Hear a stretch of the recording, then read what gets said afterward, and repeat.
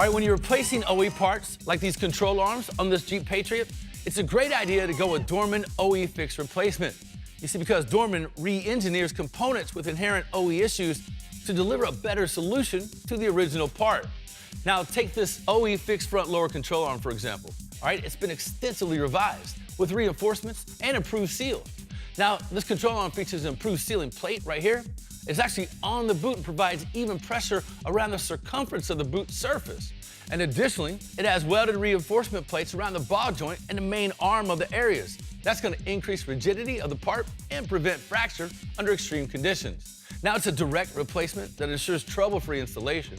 And the ball joints and bushings are actually included to save you time and labor. So these control arms are built to last, using steel, iron, and aluminum construction, and a powder-coated or painted finish for rust and corrosion resistance. Plus, they're tested rigorously for passenger safety and superior performance. Find your OE fix at Federated Auto Parts.